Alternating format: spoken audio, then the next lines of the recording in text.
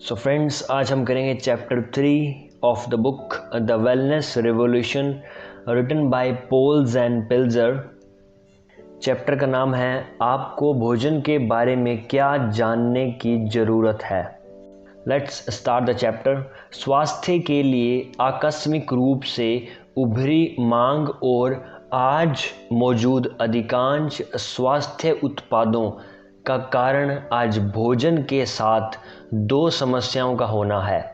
स्वास्थ्य उद्योग को समझने के लिए आप यह समझने जा रहे हैं कि हमें भोजन की ज़रूरत क्यों है और भोजन की आपूर्ति के साथ यह दो बड़ी समस्याएं कहां से पैदा हो रही है।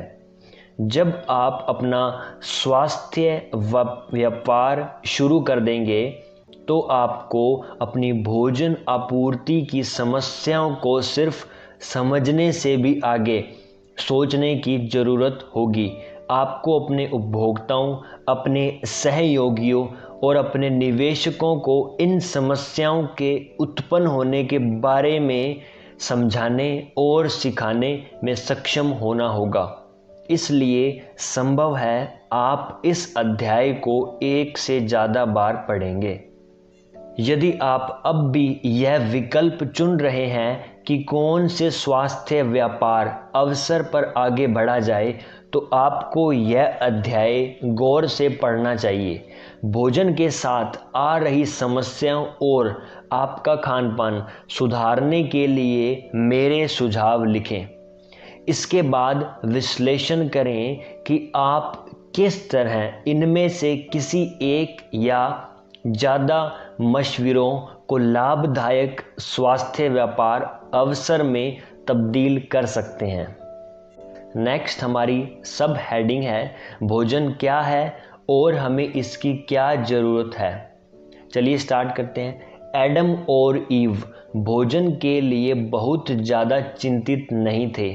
बाइबल के मुताबिक ईडन के बगीचे में बहुतायत में हर वह पेड़ था जो खूबसूरत था और भोजन के लिए अच्छा था। इसके बाद चूंकि ईव ने सेब चख लिया था, इसलिए बगीचे को यह श्राप मिला कि बिना कड़ी मेहनत किए वहाँ भोजन की पैदावार नहीं होगी। तब से ही भोजन की तलाश हमारे अस्तित्व पर हावी रही है। लेकिन भोजन क्या है और यह इंसान के अस्तित्व के लिए इतना ज़रूरी क्यों है?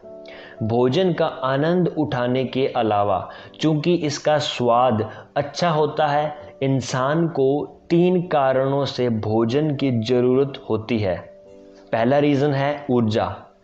ईंधन यानी कि कैलोरी बाहरी काम के लिए आवश्यक होती है और इसकी मदद से हृदय यानी हार्ट, फेफड़े और अन्य अंग काम करते हैं।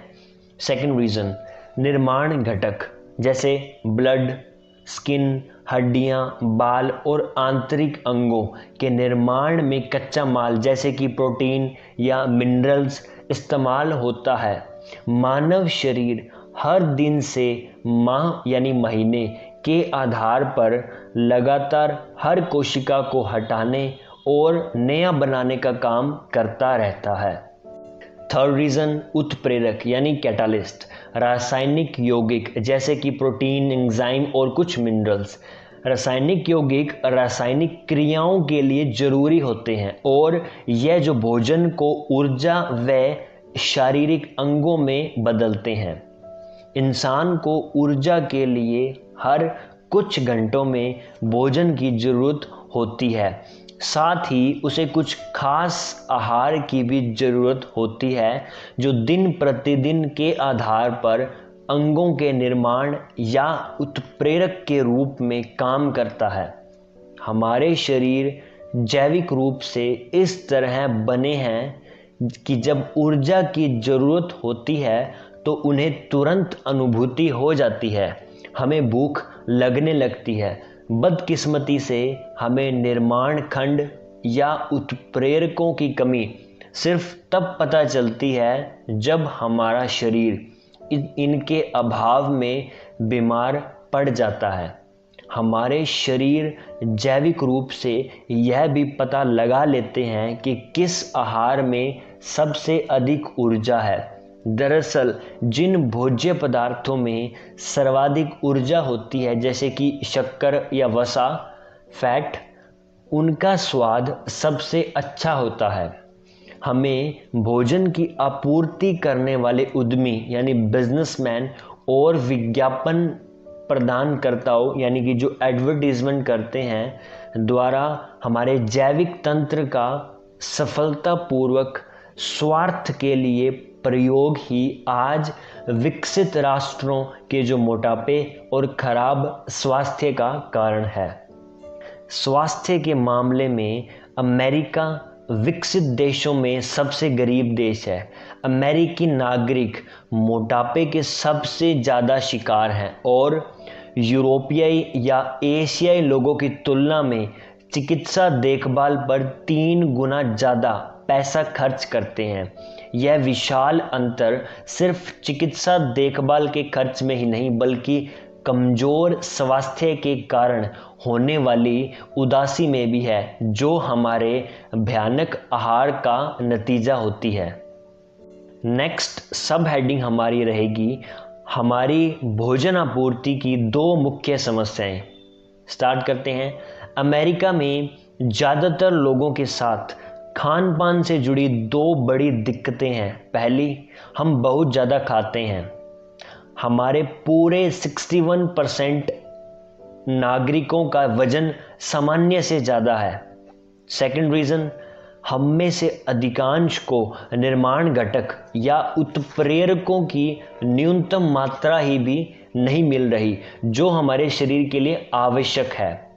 यह समझने के लिए कि ज़्यादा खाने और कमज़ोर पोषण की यह दोनों समस्याएं कैसे पैदा हुई और इन दोनों समस्याओं को हल करने में उद्यमी यानी बिजनेसमैन अवसर की भूमिका को समझने के लिए पहले यह समझना जरूरी है कि हमारे शरीर किस तरह भोजन को ऊर्जा और जीवन तत्व में बदलते हैं।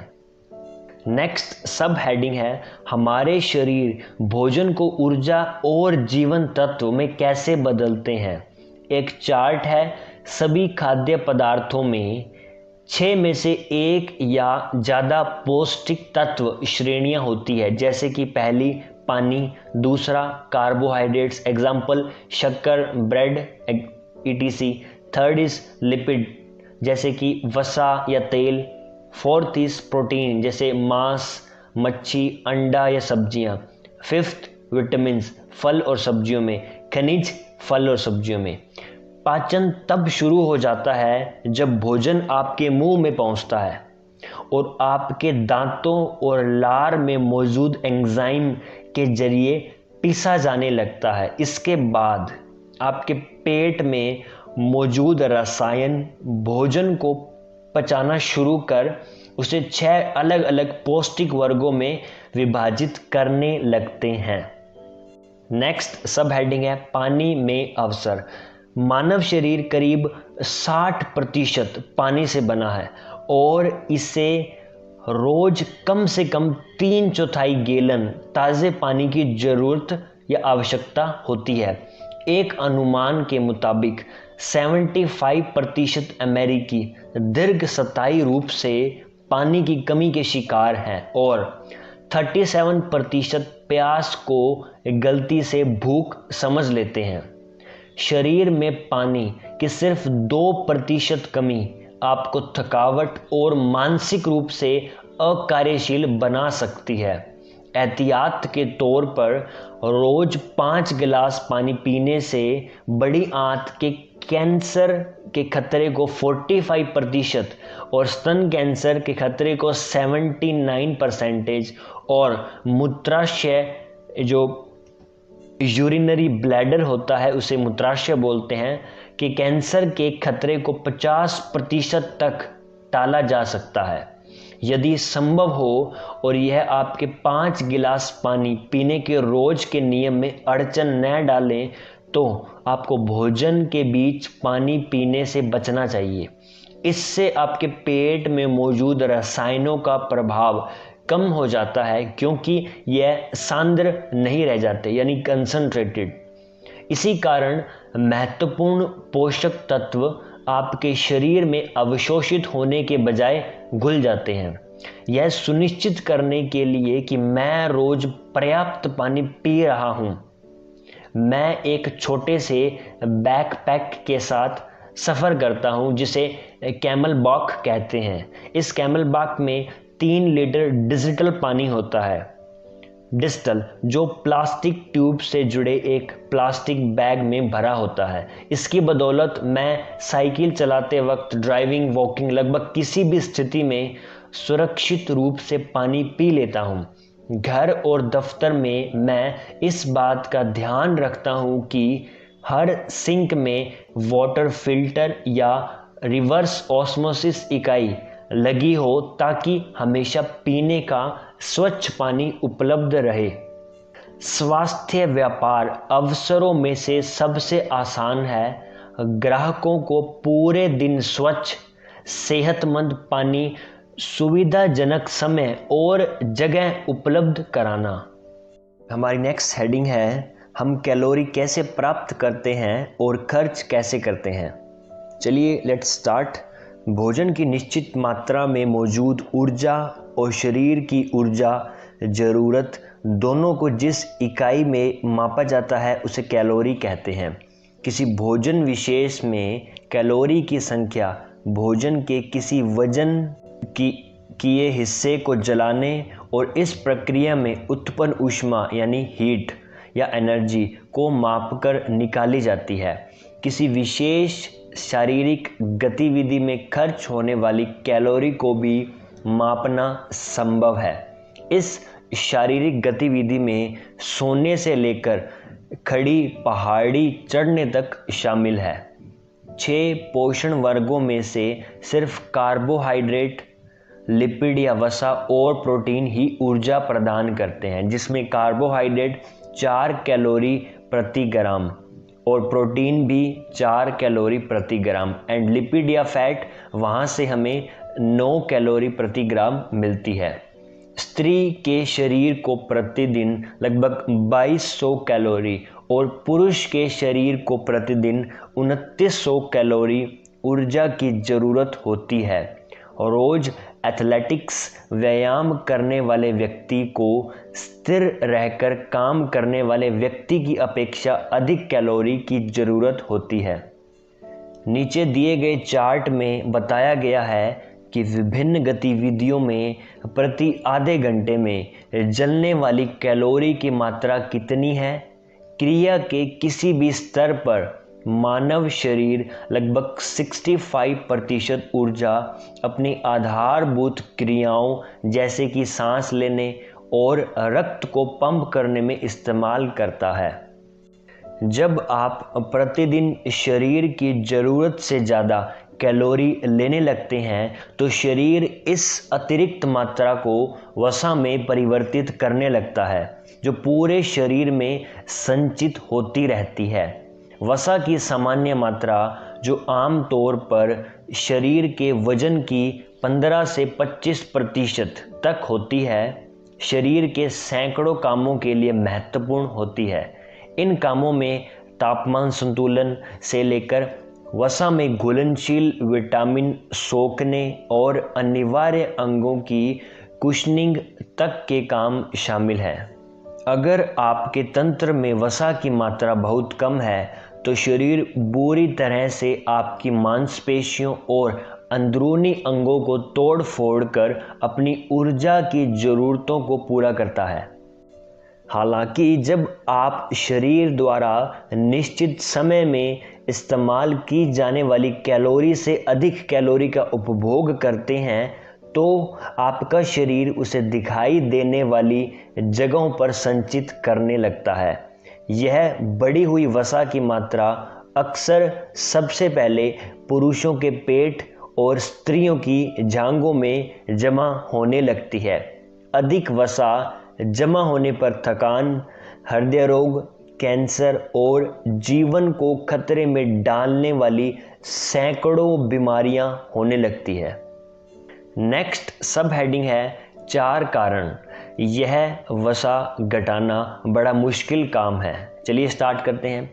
जब शरीर को अगली बार अधिक ऊर्जा की ज़रूरत हो तो अतिरिक्त जमा वसा वापस कैलोरी में परिवर्तित हो जाना चाहिए।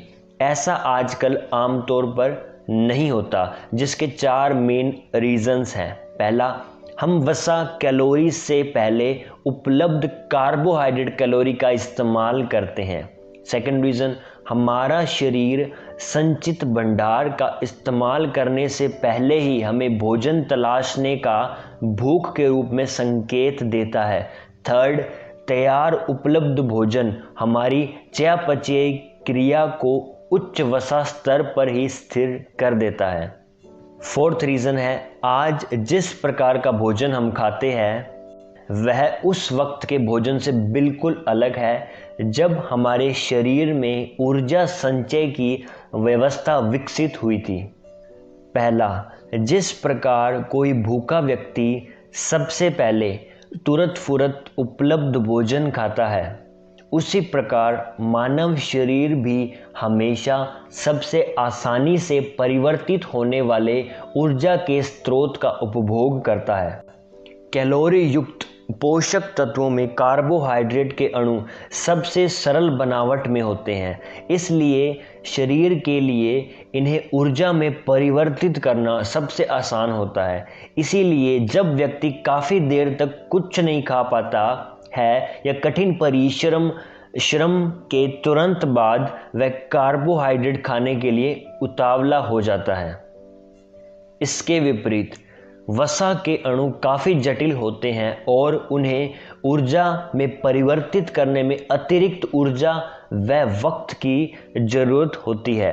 दरअसल शरीर हमेशा खाए हुए भोजन और फिर वसा में संचित अणुओं को तोड़ने से पहले ऊर्जा के लिए कार्बोहाइड्रेट की तलाश करता है। सेकंड रीज़न, जब किसी व्यक्ति को ऊर्जा की ज़रूरत होती है तो इससे पहले कि शरीर संचित अतिरिक्त वसा का इस्तेमाल करे, व्यक्ति को भूख आमतौर पर अधिक कार्बोहाइड्रेट के लिए लगने लगती है। शरीर की जैविक कार्यप्रणाली प्राग ऐतिहासिक काल में भी बेहतर तरीके से काम करती थी। यह मानव को संचित भंडार खाली होने से पहले खाते रहने के लिए उकसाती थी। हम जैविक रूप से भोजन को इस तरह खाने के लिए बने हैं जैसे हर भोजन आखिरी हो और इसके बाद लंबे समय तक हमें भोजन नहीं मिलेगा। और मानव के भोजन को सुरक्षित रखने, खेती करने और पशुपालन सीखने से पहले कई मायने में यह ऐसा ही था। जैविक कार्यप्रणाली के विपरीत भोजन का विवेकपूर्ण चयन करने की क्षमता ही हमें पशु साम्राज्य में सबसे अलग करती है। दरअसल इंसानों और जानवरों में एक समान जैविक प्रक्रिया से भूख और कामना जागृत होती है, जो संतुष्टि मिलने पर आनंद का अनुभव कराती है। इस मामले में बस एक ही महत्वपूर्ण अंतर होता है, वह यह कि इंसानों के पास दिमाग तथा आत्मा है जो उत्कृष्ट है और वह जैविक कामनाओं को नियंत्रित कर सकता है। दुर्भाग्य से अधिकांश लोगों के मामले में आज भोजन की आदतों को छोड़कर बाकी सभी क्षेत्रों में यह बात सही मालूम पड़ती है। प्रचुर भोजन वाली हमारी दुनिया में कुछ जानवरों ने अपनी जैविक प्रणाली पर जीत हासिल करना सीख लिया है। आज पालतू पशु वाले बहुत से लोग सूखे खाने का इस्तेमाल करते हैं और इसे उनके सामने अतिरिक्त मात्रा में रख देते हैं, बजाय इस बात का इंतज़ार करने के कि वह भूख लगने पर फिर मांगे। पशु चिकित्सकों और पालतू पशुओं के मालिकों ने यह सीख लिया है कि यदि आप अपने पालतू पशु को सिर्फ भूख लगने पर ही भोजन देंगे तो वह दिया गया पूरा भोजन खा लेगा, भले ही उसके शरीर को उसकी ज़्यादा ज़रूरत ना हो। हालांकि यदि भोजन लगातार मिलता रहे तो ज़्यादातर पालतू पशु अपनी भूख समायोजित कर लेते हैं और उतना ही खाते हैं जितना स्वास्थ्य के लिए ज़रूरी होता है।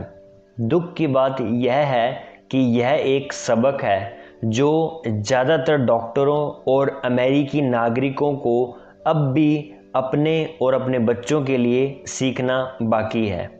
हम आजकल अपने अभिभावकों के मुकाबले ज़्यादा तेज़ी से भी खाने लगे हैं, जबकि पुराने वक्त में लोग टेबल के चारों ओर बैठकर ढेर सारी बातों के बीच भोजन किया करते थे। भोजन हमारे शरीर में जाने और भूख शांत होने में बमुश्किल से 10 से 15 मिनट लगते हैं। इसीलिए कई बार किसी रेस्टोरेंट में भोजन के दौरान अंतराल होने पर आपकी भूख खत्म हो जाती है। जब भोजन के दौरों या कोरों के बीच आप रुकते हैं तो आपकी भूख आपके लिए आवश्यक कैलोरी से तब तक संतुष्ट हो चुकी होती है, लेकिन जब आप मुलाकातों के बीच अपनी डेस्क पर या फास्ट फूड रेस्टोरेंट में तुरंत फुरत भोजन करते हैं तो आप अक्सर सोचते हैं कि आप भूखे हैं। इस तरह आप खाते जाते हैं बावजूद इस जानकारी के कि आप पर्याप्त कैलोरी से ज़्यादा खा चुके हैं।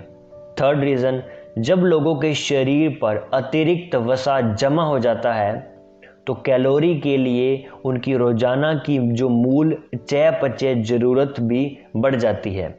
पहले जहां रोज़ उनकी भूख 2500 कैलोरी में संतुष्ट हो जाती थी, वही अब उन्हें भूख महसूस ना हो इसके लिए करीब 3000 कैलोरी की ज़रूरत होती है।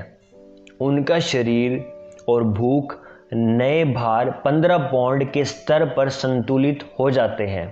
जब तक भोजन सहज उपलब्ध रहता है और लोग अपने पेट की पुकार यानी कि भूख सुनते रहते हैं और उनका बढ़ा हुआ वजन भी बना रहेगा। एक बार व्यक्ति का वजन बढ़ गया तो उसे घटाने के लिए उसे कड़े कदम उठाने ही होंगे, जैसे कि संतुलित आहार। और चौथा रीज़न है, मुख्य वजह यह है कि जमा हुआ अतिरिक्त वसा यानी फैट हो सकता है ऊर्जा कैलोरी में ना बदले, क्योंकि आज की स्थिति में हमारा भोजन तब के भोजन से बिल्कुल अलग है। जब ऊर्जा को संग्रहित रखने की जो हमारी जैविक प्रणाली विकसित हुई थी, आज के भोजन में बहुत ज़्यादा वसा होता है। जब भोजन के लिए हमारे शरीर की जैविक प्रणाली विकसित हुई थी, तब हमारे पुरखे ज़्यादातर कम वसा युक्त शाकाहारी भोजन खाते थे, जिसमें कुछ हिस्सा शिकार किया हुआ मांस भी होता था। हालांकि उस दौर के भोजन में आज की तुलना में बहुत कम वसा होता था। शिकार किए हुए मांस में सिर्फ 5% वसा होता था, जबकि आज के व्यावसायिक रूप से पाले गए और हार्मोन की अतिरिक्त खुराक से बड़े हुए जानवरों में 30% फैट होता है। उस दौर में वसा इतना दुर्लभ था और इतना उपयोगी था कि हमारी स्वाद ग्रंथियाँ उसके तथा जानवरों के ज़्यादा वसा वाले हिस्से के लिए लालायित रहती थी। आज बदकिस्मती से हमें भोजन आपूर्ति करने वाले चाहत का शोषण कर रहे हैं। सेवन फिल्म के पहले शिकार की तरह, जो कि मठ संबंधी 7 घोर पापों के बारे में थी, हम सचमुच मौत की कगार तक खा रहे हैं। सिर्फ पिछली सदी में ही हमने अपने भोजन में वसा की मात्रा बढ़ाकर दुगनी कर ली है। 1910 में हमारी कैलोरी की मात्रा 20% थी, आज यह करीब 35% हो चुकी है। यह औसत 35% आंकड़ा इस तथ्य को जुटलाता है कि हमारा देश सेहत के मामले में विभाजित है। लाखों दौलतमंद अमेरिकी ऐसा भोजन करते हैं जिसमें उन्हें वसा से 20% या उससे भी कम कैलोरी मिलती है, और लाखों अमेरिकी ऐसा भोजन करते हैं जिसमें उन्हें वसा से 50% या उससे भी अधिक कैलोरी मिलती है। अधिकांश विशेषज्ञ सहमत हैं कि हमारा शरीर जैविक रूप से ऐसे आहार के हिसाब से बना है जिसमें उसे 20% कैलोरी वसा से मिलना चाहिए। सो हमारी नेक्स्ट सब हेडिंग रहेगी प्रोटीन, विटामिन और खनिज का महत्व। अमेरिकी नागरिकों के खान पान के साथ दूसरी सबसे बड़ी समस्या यह है कि उन्हें शरीर के लिए जरूरी निर्माण तत्व या उत्प्रेरक न्यूनतम मात्रा में भी नहीं मिल रहे हैं। बाइबल का पहला खंड जेनेसिस ईसाई और इस्लाम धर्म में एक समान रूप से प्रचलित है।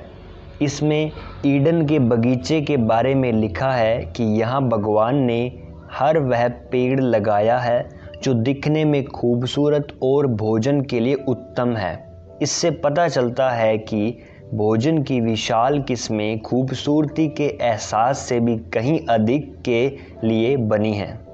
हालांकि अधिकांश वयस्क समझते हैं कि उनका शरीर पूर्ण विकसित हो चुका है, लेकिन हर अंग से जुड़ी कोशिकाएं रोज या मासिक आधार पर बदलती रहती है। हमारा शरीर प्रतिदिन 200 अरब लाल रक्त कोशिकाएं यानी आरबीसीज का निर्माण करता है, जो प्रत्येक 120 दिन में पूरे शरीर के रक्त को बदल देती है। त्वचा हर 1 से 3 महीने के भीतर पूरी तरह से नया रूप ले लेती है। पुरानी हड्डी को टूटने और इसकी जगह नई हड्डी बनने में 90 दिन लगते हैं। जिन अंगों में ये बदलने वाली कोशिकाएं काम करती है उनमें अलग अलग प्रकार के 1 लाख प्रोटीन होते हैं जो 20 अलग अलग तरह के अमीनो एसिड से बने होते हैं। भोजन से हमें पौधों और जंतुओं दोनों के प्रोटीन मिलते हैं जो हमारे शरीर को इन जीवित ऊतकों को बनाने वाले निर्माण खंडों के लिए ज़रूरी अमीनो एसिड से युक्त होते हैं। प्रोटीन, विटामिन और खनिजों की नियमित खुराक के बिना हम चाहे जितनी ऊर्जा कैलोरी के रूप में लेते रहें, हमारा शरीर और दिमाग कमज़ोर होता जाता है, क्योंकि हम पूरी तरह अपने अंदरूनी और बाहरी अंगों में मृत कोशिकाओं को बदलने में सक्षम नहीं होते हैं। भोजन हमें कुछ ऐसे खनिजों की भी आपूर्ति करता है जो हमारे जीवन तत्व को सुधारने और नव जीवन देने के लिए निर्माण खंड का काम करते हैं। ऐसे 14 आवश्यक खनिज होते हैं यानी कि एसेंशियल, जिनमें से कुछ की आवश्यकता निर्माण खंड की बजाय उत्प्रेरक के रूप में होती है। इनमें से 7 मुख्य खनिज यानी कि मेजर मिनरल्स हैं, अर्थात ऐसे खनिज जिनकी रोजाना हमें 100 मिलीग्राम से भी ज़्यादा ज़रूरत होती है, जैसे कि calcium chloride, magnesium, phosphorus, potassium, sodium and sulphur. बाकी 7 खनिज यानी कि सूक्ष्म खनिज जिन्हें हम ट्रेस मिनरल्स कहते हैं, जैसे लौह तत्व और जस्ता यानी जिंक। निर्माण खंड के रूप में प्रोटीन और खनिज की आपूर्ति के साथ भोजन में 13 जरूरी विटामिन भी होते हैं, जिनकी हमारे शरीर को भोजन को ऊर्जा और अमीनो एसिड को शरीर के ऊतकों में बदलने के लिए उत्प्रेरक के रूप में ज़रूरत होती है।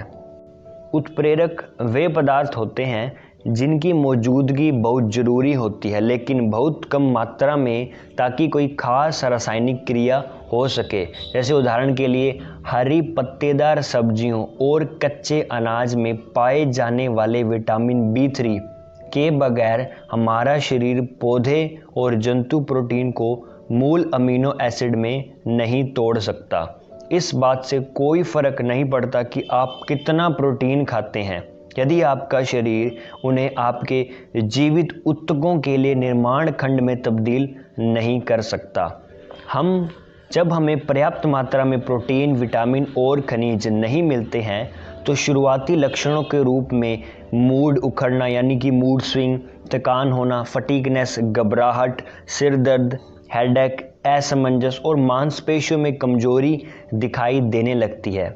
लंबे समय तक पर्याप्त पोषण न मिलने पर आपको कैंसर, हाइपरटेंशन, अल्जाइमर और बहुत सी अन्य ऐसी बीमारियां हो सकती है जिन्हें हम बस बूढ़ा होने की प्रक्रिया का एक हिस्सा मानकर स्वीकार करना पड़ता है। आधुनिक दवाएं इन समस्याओं को बमुश्किल यानी बहुत मुश्किल से दूर कर सकती है, क्योंकि यह समस्याओं को दूर करने के बजाय प्रत्येक लक्षण पर केंद्रित होती है। यह समस्या इस बात से जुड़ी है कि हम क्या खाते हैं या अपर्याप्त पोषण के मामले में हम क्या नहीं खाते हैं। इससे पहले कि आप यह सोचकर घबरा जाएं कि आपको यह सभी महत्वपूर्ण पौष्टिक तत्व कभी नहीं मिलने वाले, यहाँ कुछ अच्छी खबर है। हमारे शरीर को प्रतिदिन सिर्फ अलग मात्रा में प्रोटीन और सूक्ष्म मात्रा में खनिज तथा विटामिन की ज़रूरत होती है। महिलाओं के शरीर को प्रतिदिन अगर बात करें तो करीब 46 ग्राम प्रोटीन और पुरुषों को 58 ग्राम प्रोटीन की ज़रूरत होती है। यह उस मात्रा से बहुत कम है जितनी अधिकांश लोग ज़रूरी समझते हैं।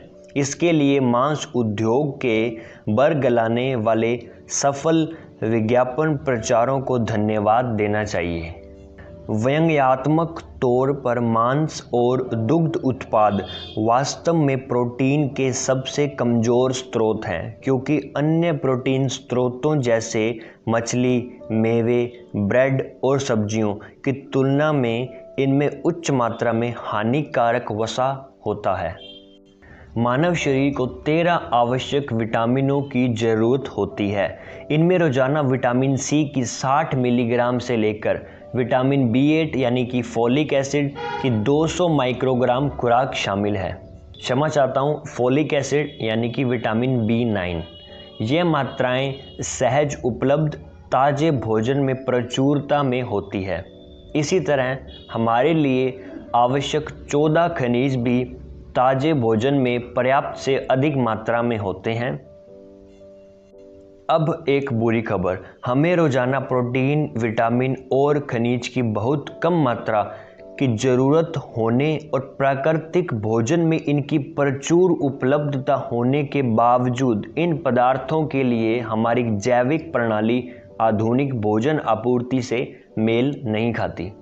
हमारी नेक्स्ट सब हेडिंग है, हरित क्रांति ने किस तरह भोजन उत्पादन के भीतर का जो आर्थिक अवसर बदल दिया। जब हमारे पूर्वज शिकार करके और बीन चुनकर खाते थे, तब वह पेड़ों से मिलने वाले आहार जैसे मेवे, फल, फलियां, अनाज और कंदमूल व कभी कभी शिकार किए हुए मांस पर निर्वाह करते थे। ऐसा इसलिए क्योंकि उस दौर में कोई भी एक तरह का भोजन प्रचुर मात्रा में उपलब्ध नहीं होता था।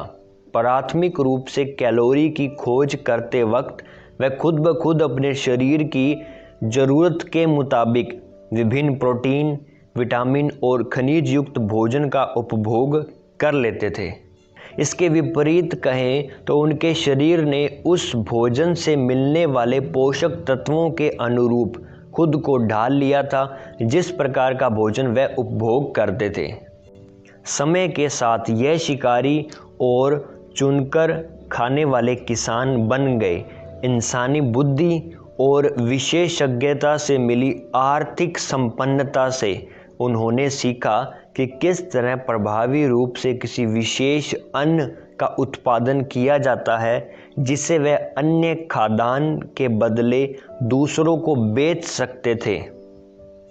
उन्होंने सीखा कि सबसे अच्छे स्वाद वाला भोजन किस तरह पैदा किया जा सकता है जिसे लंबे समय तक रखा भी जा सकता हो। ऐसा भोजन जो सूखे मांस या पुराने चीज़ जैसा वसा से भरपूर हो। दुनिया की आबादी सतत रूप से बढ़ती रही और ईसा मसीह के समय 20 करोड़ की आबादी 19वीं सदी के अंत तक 1 अरब पहुंच गई। 20वीं शताब्दी में उन्नतशील कृषि तकनीक ने आखिर सदियों पुरानी खाद्यान्न की कमी की समस्या को मिटा दिया, एक प्रतिशोध के साथ। हरित क्रांति का धन्यवाद, जिसने भारत और चीन को अकाल वाली अर्थव्यवस्था से खाद्यान्न का निर्यातक बना दिया।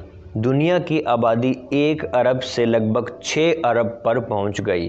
धन्य हो अमेरिका की अगुवाई में विकसित हुई कृषि तकनीक का। 1930 से 1980 के बीच अमेरिका के 3 करोड़ किसान 10 करोड़ लोगों की घरेलू आबादी के लिए मुश्किल से पर्याप्त फसल उगा पाते थे। कृषि तकनीक की बदौलत अब 30 लाख किसान, सिर्फ 30 लाख, 30 करोड़ लोगों के लिए ज़रूरत से ज़्यादा अनाज उत्पादन तक करने लगे। खेत उपज ज़्यादा सक्षम होती गई, जिसका कोई अंत नहीं था। अमेरिका का कृषि विभाग USDA वास्तव में सूखे और अकाल के समय किसानों के आर्थिक हितों की रक्षा के लिए गठित किया गया था। उन्नतशील कृषि सक्षमता के इस बढ़ते दौर में USDA का बजट सरकार के पास खेती आय स्थिरता कार्यक्रम में पहुंच गया, जो किसानों को प्रति वर्ष अरबों डॉलर देता है, ज़्यादा भोजन उगाने के लिए नहीं, बल्कि अनाज की कीमतों को ऊंचा बनाए रखने के लिए।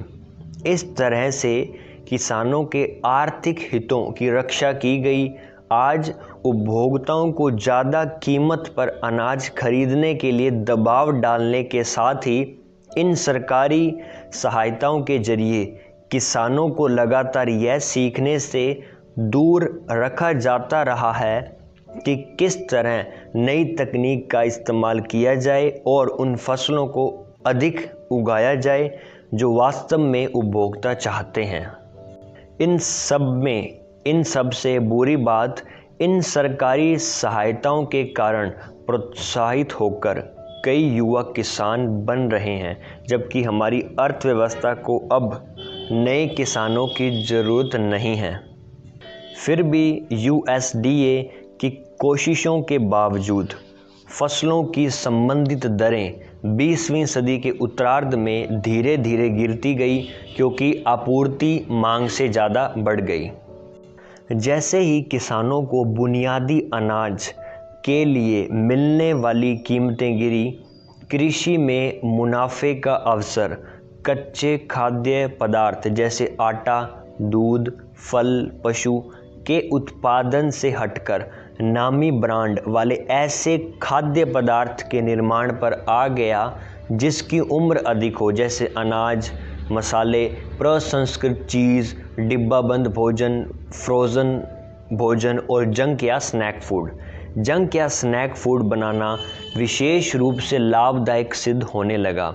ये ऐसे उत्पाद थे जिनके बारे में शुरू में उपभोक्ता नहीं जानते थे कि उन्हें इनकी ज़रूरत है, लेकिन जिनका उपभोग करने की उनमें अंतहीन लालसा विकसित हो जाती है। साथ ही युद्ध के बाद की अमेरिकी अर्थव्यवस्था में नए प्रकार के भोजन की आपूर्ति और मांग जागृत हो गई। ऐसा भोजन जिसे उसके स्वाद, कीमत या उपलब्धता से नहीं, बल्कि उसकी लंबी आयु और सेवा की गति से समझाया जा सकता था, और यह था फास्ट फूड। नेक्स्ट हेडिंग है हमारी सब हेडिंग, खाद्य अर्थव्यवस्था ने किस तरह स्वास्थ्य आहार के अवसर पैदा किए। चलिए जानते हैं। हमारी खाद्य आपूर्ति के इन महान तकनीकी विकासों के दौर में बुनियादी पोषण के प्रति हमारा ज्ञान विकसित होना शुरू ही हुआ था। हमारे कई खाद्य वैज्ञानिक और इंजीनियर उपभोग करने वाले लोगों को छोड़कर प्रोटीन, विटामिन और खनिजों की ज़रूरत के बारे में पर्याप्त नहीं जानते थे।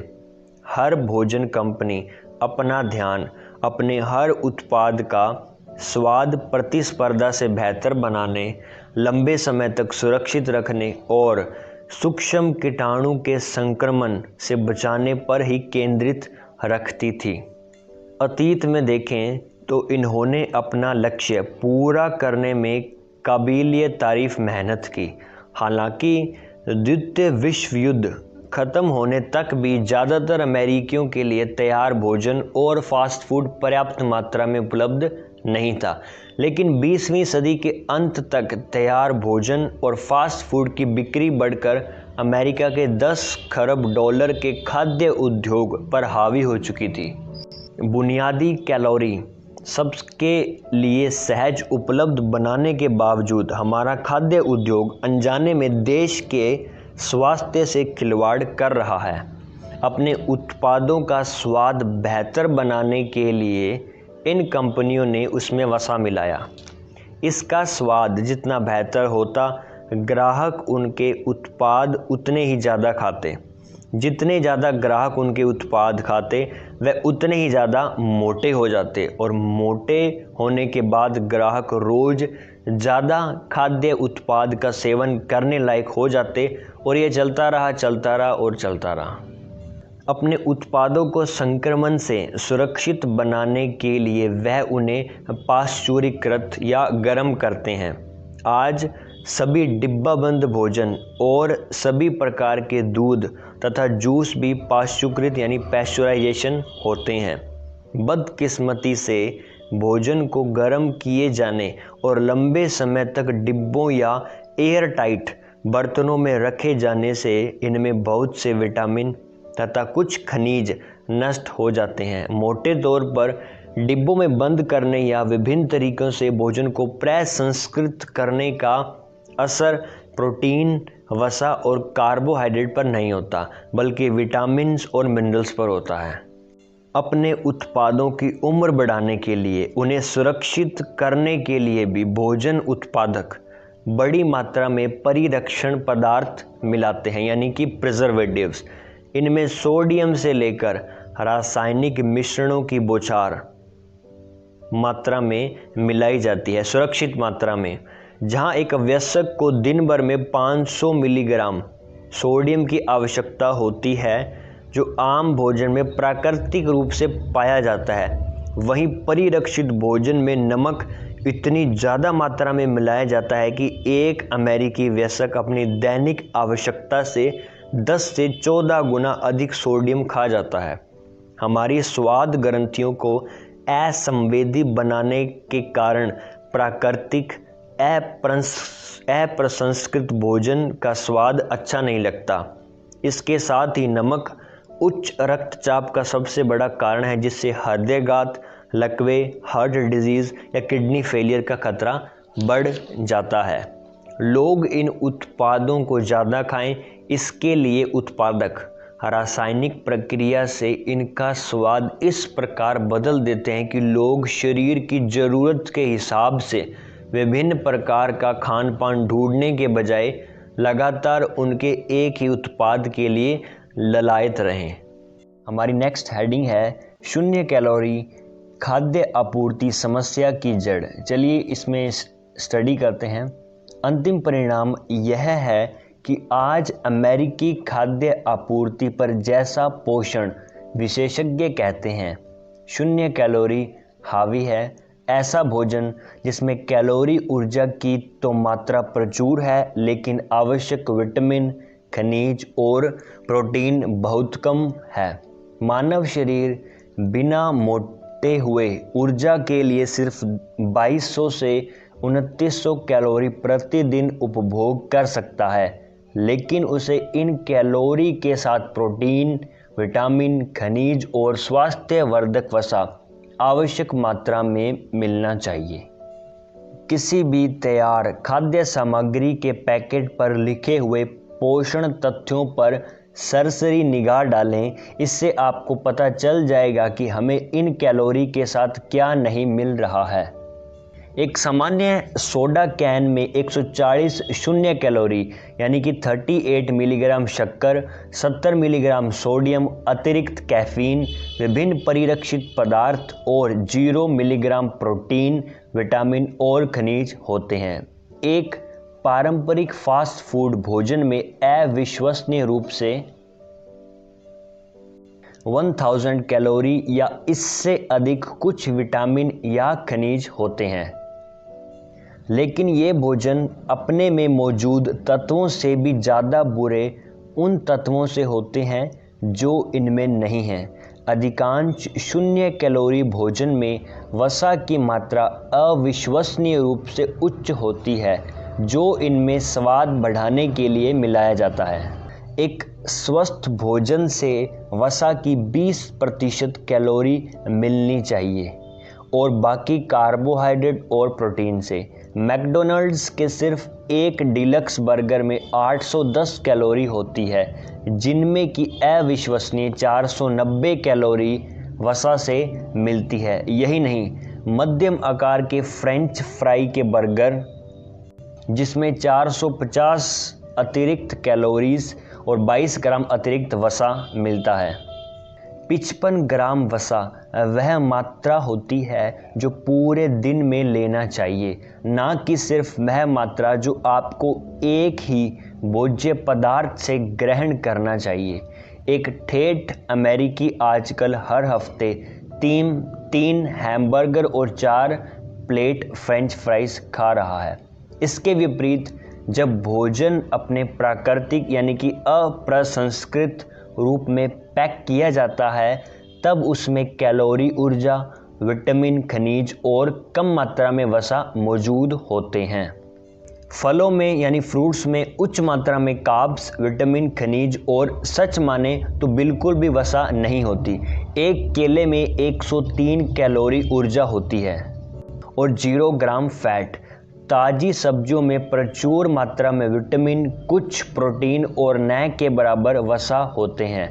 फूल गोभी के एक ठांठ में 5 ग्राम प्रोटीन जबकि वसा नहीं होता है और एक मध्यम आकार के आलू में 100 कैलोरी और 6 ग्राम प्रोटीन तथा 0 फैट होता है। इसके अलावा जब आप प्राकृतिक भोजन खाते हैं तो एक ही स्वाद से ऊब जाते हैं और स्वतः ही अलग प्राकृतिक भोजन की तलाश करने लगते हैं, जिसमें अलग विटामिन और खनिज मौजूद होते हैं, जिनकी आपके शरीर को प्रतिदिन के आधार पर ज़रूरत होती है। मछली, मांस, चिकन में प्रचुर मात्रा में प्रोटीन, विटामिन, खनिज, 0 कार्बोहाइड्रेट और वसा की अलग अलग मात्राएं पाई जाती है। बदकिस्मती से अब हम अपने पूर्वजों की तरह नहीं खाते, यहाँ तक कि अपने माता पिता जैसा भी नहीं। पहले भोजन ताज़े खाद्य पदार्थों का इस्तेमाल कर घर पर ही बनाया जाता था, जिसमें अधिक मात्रा में वसा, नमक या रासायनिक परिरक्षित पदार्थ नहीं मिलाए जाते थे। आज हम में से ज़्यादातर लोग इतने व्यस्त हैं कि ताज़ा मसालों से खाना नहीं बना सकते, इसलिए हम ऐसा भोजन खरीदते हैं जो आधा या पूरा तैयार होता है। ऐसे भोजन में अधिक मात्रा में वसा, शक्कर, सोडियम और रासायनिक मिश्रण मिलाया जाता है। घर के बाहर खाए या तैयार किए जाने वाले का प्रतिशत 1970 के बाद से 50 से अधिक बढ़ गया है। घर से बाहर तैयार किए भोजन में घर पर तैयार किए गए भोजन के मुकाबले वसा और सोडियम उच्च मात्रा में, जबकि विटामिन और खनिज निम्न मात्रा में होते हैं। घर पर उच्च प्रसंस्कृत खाद्य पदार्थों से तैयार भोजन से भी ज़्यादा विडंबना यह है कि जैविक रूप से हम वसा के स्वाद को पसंद करने के लिए बनाए गए हैं और अब यह हमारी सबसे बुरी चिकित्सीय समस्या बन चुकी है। वसा के स्वाद को पसंद करने की आदत काल में हमारे अस्तित्व के लिए उत्तरदायी थी। इसके बाद में हम कुछ ही देर में पढ़ेंगे। नेक्स्ट सब हेडिंग है अर्थशास्त्र बनाम लालच और हमारी खाद्य आपूर्ति समस्याएं। चलिए इसमें जानते हैं। स्वास्थ्य उद्यमियों को यह बात अपने दिमाग में रखना चाहिए कि हमारी खाद्य आपूर्ति में जितना अधिक घातक हेरफेर दिखाई दे रहा है, इसमें से कुछ भी घातक इरादों से नहीं किया गया है।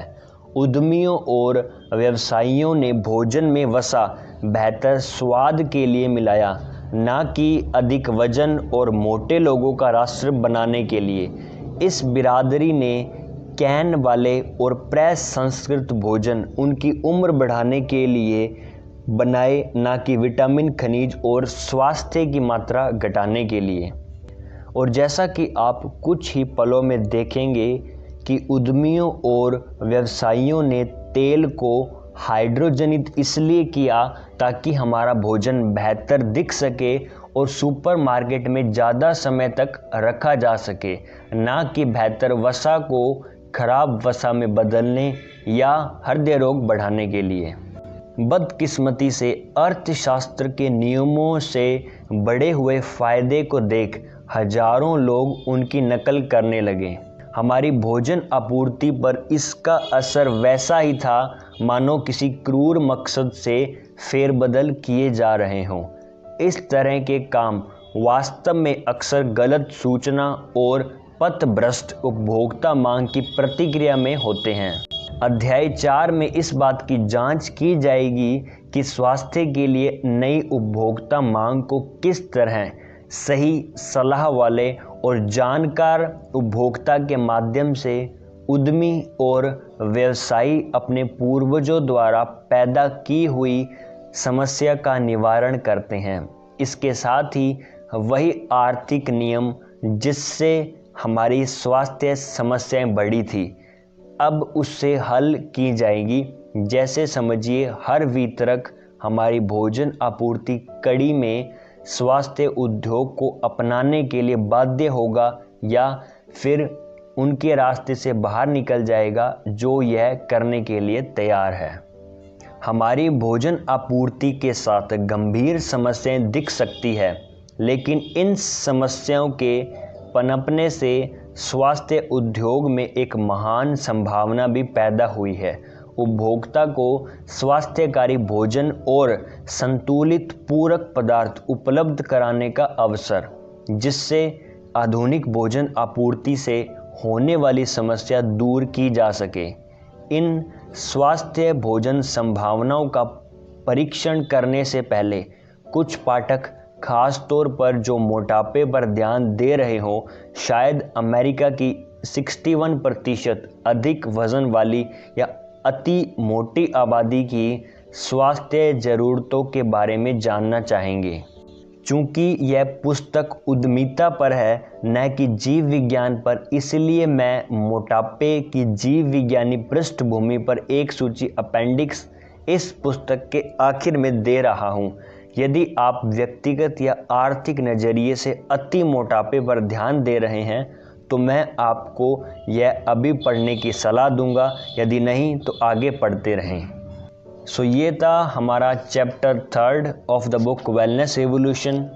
मैंने अपना काम कर दिया है और आप भी अपना कर्तव्य निभाओ इस वीडियो का मैक्सिमम शेयर करके और एक पॉजिटिव न्यूज़ और बिल्कुल सटीक और सही इन्फॉर्मेशन को सही और सभी लोगों तक पहुंचाने के लिए। धन्यवाद।